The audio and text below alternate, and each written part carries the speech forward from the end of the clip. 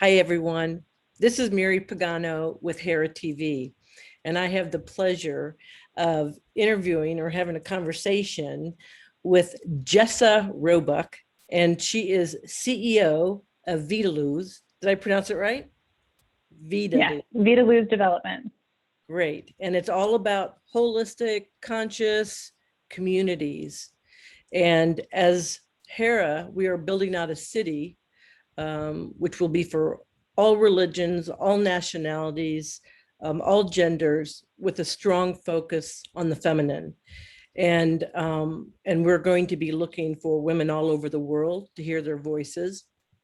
And just so you know, we'll be creating a Hera City conversation that you'll be able to find on YouTube on our TV channel, Hera TV, The Light of Women. So look for that.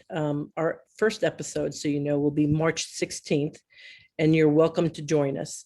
But for now, we're going to spend some time with Jessa, and she's so lovely. So Jessa, here's a question I want to ask you to begin with. How did you get started on your journey that takes you to where you are now? Sure. Yeah. I mean, as far as my background, my undergraduates were biology, pre-med, and English. And naturally that led to a fruitful hospitality career. I kind of was born and bred in hospitality from a very young age. I got my worker's permit at 13 to bus tables and be a dishwasher, and co-owned my first restaurant by 26. I've done everything from consulting to ownership, management, ran a brewery. I recently came off a much larger scale job with a hotel startup as a senior vice president of administration of a hotel startup company and a 9-figure fundraise. I have always had a love for what agriculture and nutritionally dense food can bring to the table in the context of hospitality and communities in general, and being connected to your food. I've always had working farm shares and been engaged in agriculture programs. I'm from Philadelphia, so participating in some city-based ag programs has been very formative. And I went back to the Institute of Integrative Nutrition and got a certification as a non-drug holistic health practitioner. So understanding that this connection between food, nutritionally dense, real whole foods, and how we present that to the world as far as food and beverage or hospitality or within communities or grocery stores or marketplaces, and understanding that connection that being able to pick a tomato off a vine and immediately make food with it, and how nutritionally dense and nourishing that is to our bodies. It's always been something very passionate. It's been a passion of mine. So I've just searched for ways to integrate that connection between agriculture and hospitality throughout my career, and have done a lot of consulting on allergy menus and nutritional programs within hospitality venues and programs from institutional to single owner locations. So it's just been quite a journey through a lot of different areas. And I just came off this really large project in January, and I met my co-founder Tanya, and she's just a wonderful, heart-forward person that shares my desire to positively impact the world. And we just had these conversations about building communities with agriculture in them and what that looked like. And we're geeking out about aeroponics and aquaponics. And it really led us to this discovery journey where we came up with VidaLuz Development. And then the pandemic hit in March, and we had started talking about this company in January, and it just became this imperative need as we're seeing grocery store shelves empty, and this pervasive underlying fear of what if our supply chain is disrupted. So it really prioritized our goal of these holistic and conscious eco-agro communities that we've created through VidaLuz. We call them our eco-agro microcities, and that's really our journey into kind of stumbling into solving this problem in the world of making sure that sustainable choices are obtainable and accessible, as well as access to nutritionally dense food. It needs to be really a basic human right is the approach that we're taking. You know what? I just love that. And I've often wondered why, cities and governments haven't taken a more proactive approach with their parks to like include trees or vegetables gardens, where people can, get healthy food. So I really love what you're up to. So go into detail about VidaLuz. Sure. So our communities, VidaLuz, we're really, again, just to reiterate, we're focused on solving this problem that sustainable choices, green choices, just anything that's positive for the planet, it's almost inaccessible as an easy choice at this point. So what we're trying to do is to give people easy access to being positive forces of change in the world through our communities. And for us, what that looks like is designing these micro cities that are just comprehensive about their approach. We're very big picture thinking in our approach, and it's an inherently female perspective to think that way. But what we're trying to do is to create these communities that it's just seamless, and it's this innate lifestyle that you're inheriting through living in our communities, that it's just all about sustainability and all about nutritionally dense food. So we create the residential component is a net zero modular build. The agriculture is incorporated right into the cities through regenerative farming practices, as well as vertical farms and efficiency grows. We are developing our own renewable energy microgrids. We're also developing infrastructure that prioritizes water conservation, and then a whole host of sustainable amenities within the community. A central marketplace with a fork and farm food and beverage program. We call it fork in farm intentionally. We want that level of connectedness. And then, car shares, scooter shares, transportation adjacent locations wherever possible, pollinator planting throughout the communities, houses with farmlets, and just little agriculture components, even adjacent to apartments and condos. So whatever it is, it's about providing this really seamless lifestyle that these choices are obtainable and accessible to people rather than a barrier of entry or a higher cost barrier. Right, right. So I see you have like a number of projects. Is there some projects that you'd like to talk about? Sure. Our phase one, what we're looking to do as far as our company launch is to place a modular factory domestically so that we can specifically build out these net zero residential and mixed use components that are aligned with this sustainable procedure, as well as efficient use of materials and labor, and really from our very inception of these communities that we're responsibly sourcing in every possible way. So modular factory one is domestic, and then our first domestic microcity, we're looking at locations outside of Denver, and then our concurrent launch of our hospitality placement, which is in Costa Rica. Costa Rica is just a fabulous country that is so progressive as far as their decarbonization goals, completely decarbonized by 2050 is their goal, one of two countries currently in the world that has these incredibly progressive goals. So we, near and dear to our heart. And then also a modular factory in Costa Rica as well. So that's our phase one. It's very interconnected. They all live and breathe together to be able to create a model that is both conscious and profitable. And that's our launch.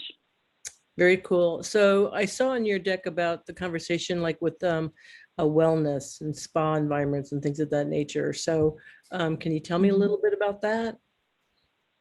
Absolutely. I think that it's just so central, especially to tourism, that healing is a central modality. It's kind of the core of why we travel, right? It's whether you're getting away from the kids for a week or you're escaping work, or even if you're traveling for work, when you go back to the hotel room, it's that exhale factor.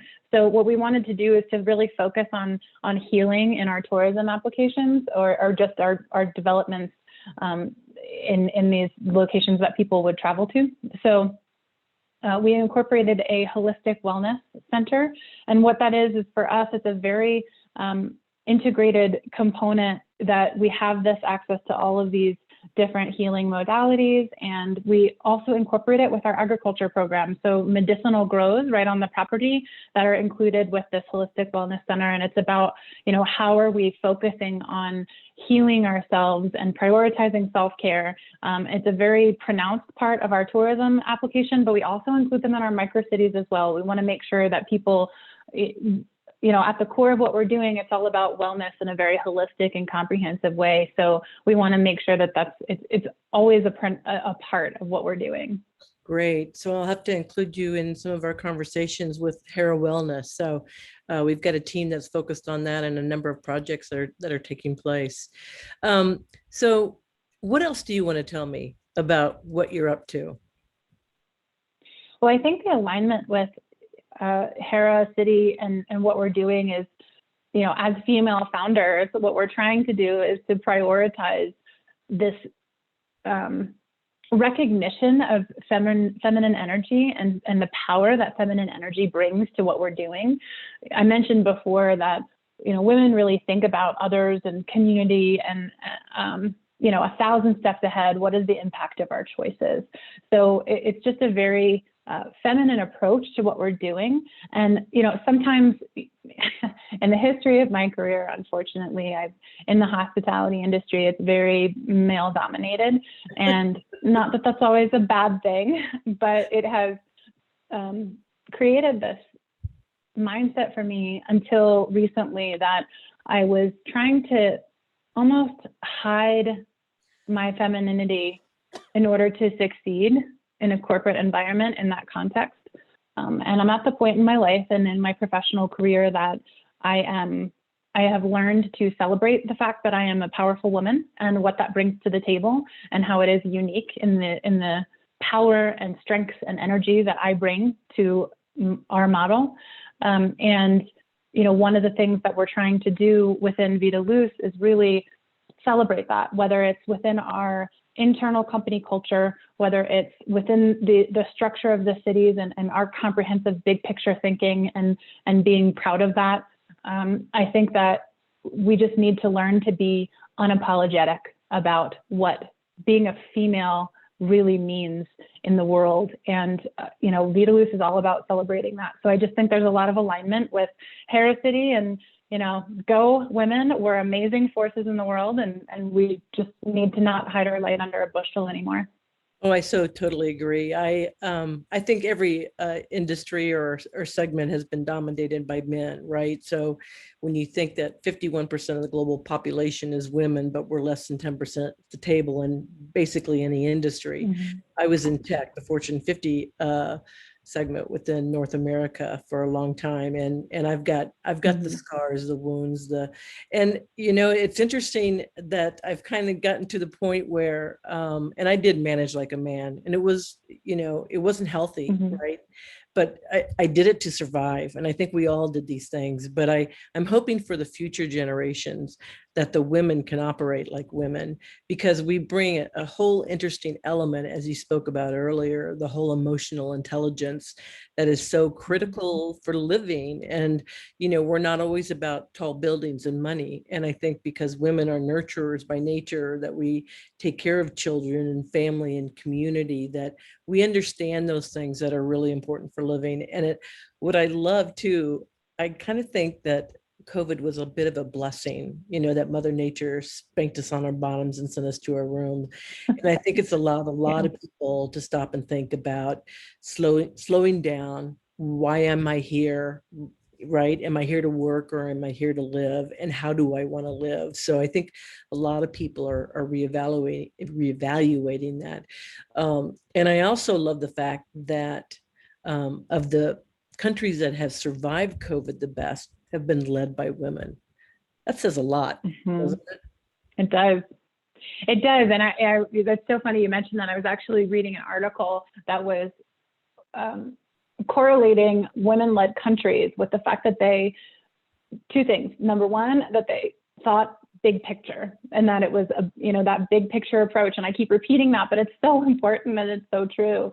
And then that was natural to a woman's thought process. And that's one of the reasons why women-led countries were successful, because it wasn't just narrowly about economic impact. It was also, and that was the second point, was that they were more likely to think of people before profits, right? So the fact that women approached leading their countries from that perspective, that EQ perspective of what matters to the human versus the economic construct of that country, that is really what led them to the success. So it's absolutely amazing. And in this weird way, I agree with you. I think, COVID has brought out all of this opportunity for change and this receptiveness to change that I don't think that the common psychology of the world really, the global consciousness hasn't been open to. But now we're seeing people, change and be pliable in all of these ways, and this massive shift in technology and hospitality and,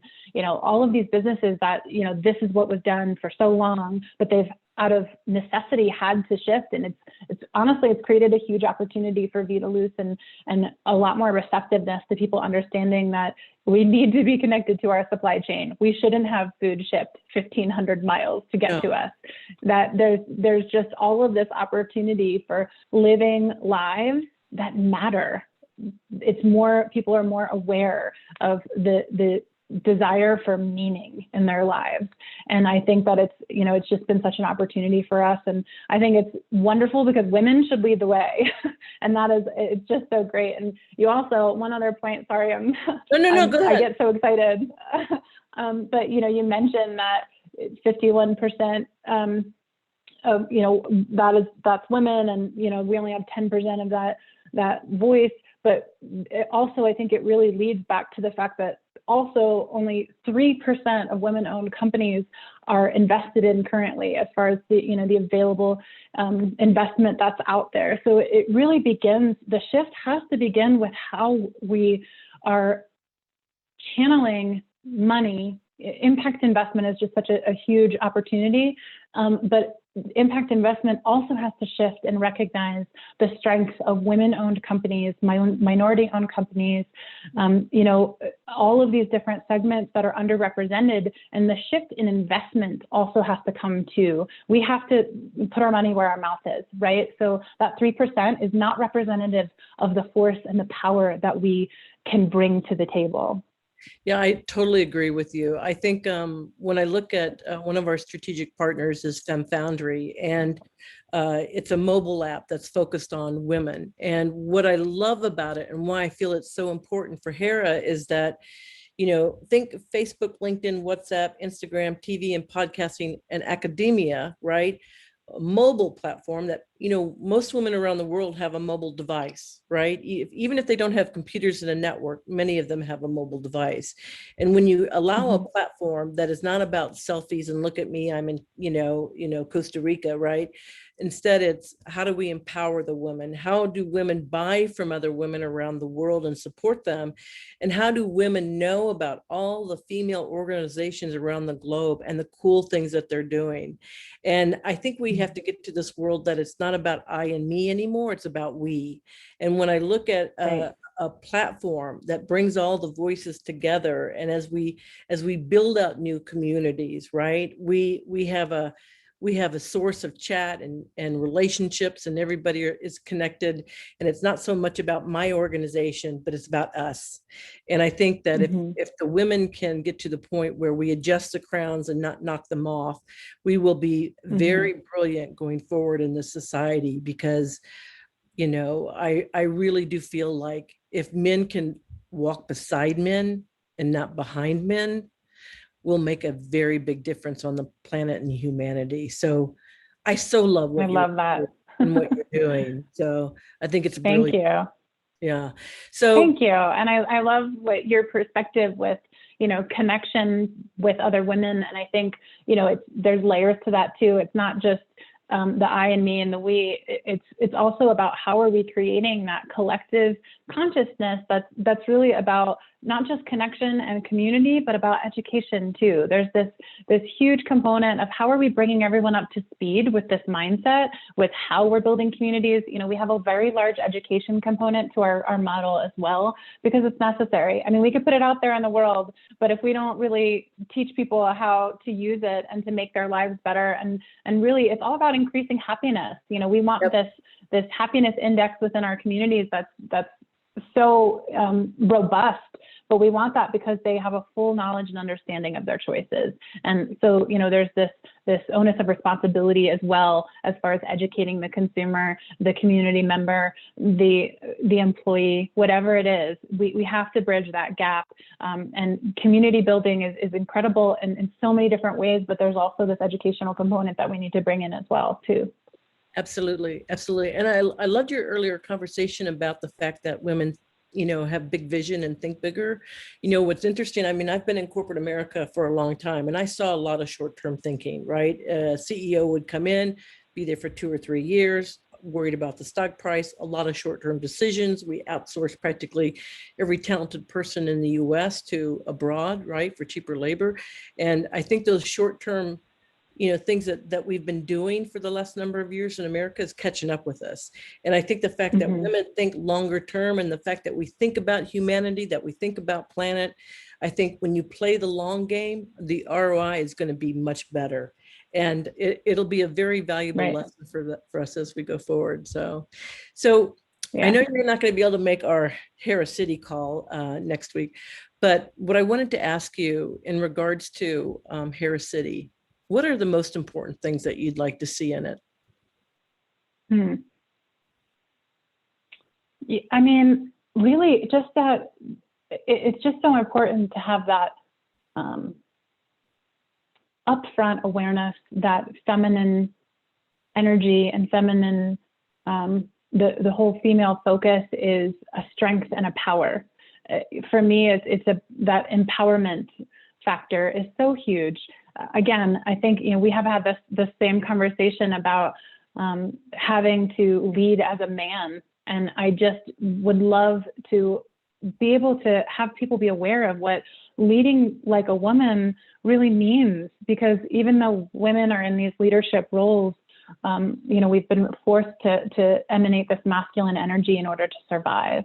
So really just giving voice to what leading that city, developing that city, guiding that city like a woman, what does that actually mean? Tell the world and be proud of it, and really tout that as a strength. We're doing this and we're thinking about this comprehensively. We have a big picture vision. We're creating opportunities. We're empowering women. We're recognizing EQ. These are things that are important and give us power and give us strength. So for me, it's just be proud of it and wear it out there. Like it's this bright, shining armor of rescuing women all over the world in a sense. So really, that's what I just want to see that, and I just want us to have an example of why and how there's a demonstrated example of being proud of a woman as a leader and leading an initiative or a community as a woman, and why that's different and powerful. Brilliant, brilliant. I love that. I love that. So what I'd like to do is kind of wrap up this interview. And I have one more question I want to ask you. So what is like the last thing you'd like to say to the audience that is important, a message that you feel is very important that you want to share with everybody?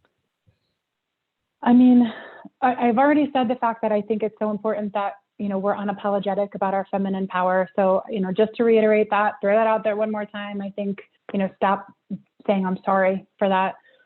But also, we touched on big picture thinking so much. I think it's just, I would love to encourage people to, and I think women already do this to a certain extent, but just to bring awareness that it's okay to plan a world for our grandchildren and our great-grandchildren, and to hand something off to them that we're proud of, and that we have the power to be able to do this. It's not out of our control, and it's not too late. That now is the time to seize that opportunity and to think about the future of the world and the future generations. And, the more of us that think like that, the better. So, that type of thinking is contagious. So just, be vocal and be proud of that being a pervasive way of thinking. Perfect. What a great message. What a great message. Darling, I'm so glad we had the opportunity to talk, and thank you for joining us on Hera TV. Obviously, we're gonna enjoy having you along for the ride as we build out Hera City. So thank you for that, and we'll catch up. Thank you so much for having me. All right, bye-bye. Bye.